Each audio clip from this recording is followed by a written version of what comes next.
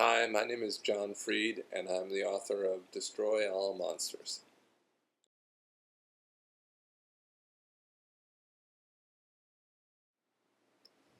Um, this story is part of a larger novel and stories that I've been working on for quite a few years, which follows the character of Martin from ages about 10 to 17.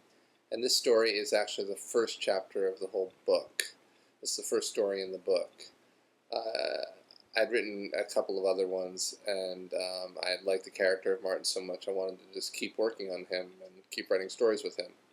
So with this story, I was really interested in thinking about the ways in which young boys express kind of their interest in young girls, the kind of weird ways that affection sometimes comes out, like pulling their hair or hitting them.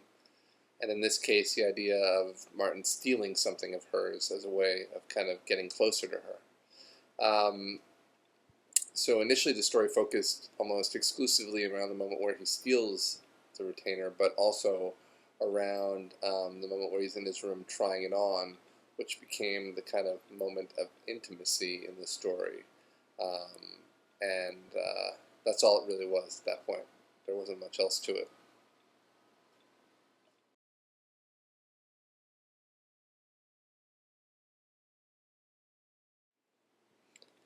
Like most of my stories, this one took a long time to write. And as I was writing it, I realized that Martin's story and his interactions with Alice weren't quite enough to hold it all up. At least I didn't think they were. And so I added the character of Evie, the cousin who was visiting. Evie was a character who I'd mentioned in another story I'd written for the book that comes later. And I hadn't really considered her a big character at the book at the time, but as it turns out, she is. And it she just plays a nice counterbalance to the story of Martin and Alice, her visit. So it's kind of Martin's interactions with two different women, or girls really, at the time, and how he kind of handles them coming at him from both sides. The story itself took a long time to write, like I said, as all my stories do, a couple of years at the least. Um, and I'm to the last day I was still tinkering with it a lot because that's just how I tend to work.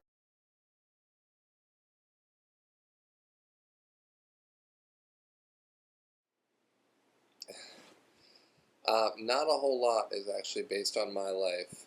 Martin shares certain things with me, but he's probably a little nicer than I was when I was that age. Other than that, the thing that I used most for my own life probably was the retainers, which I had many of and lost all the time.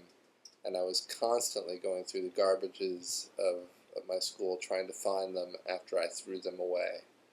Um, I did grow up in New York City, so certainly that is uh, something I understand and a world I know. But other than that, most of the story is made up.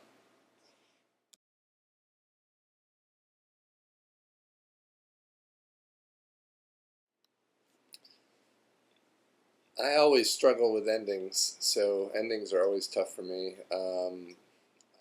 I think that I had to try out a lot of different ways of ending the story to figure out which one was the right one. Um, I knew I needed to have some kind of moment of almost violence, if you want to call it that, at the end.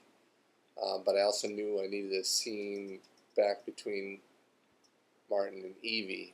And it was just about trying different versions of it until I got the one that sounded right to me. I knew then that it was also part of a novel and stories, so I wanted there to be closure, but I also wanted there to be a sense that this is, that you might want to read more. I don't know if that comes through, but that was something I thought about while I was writing it.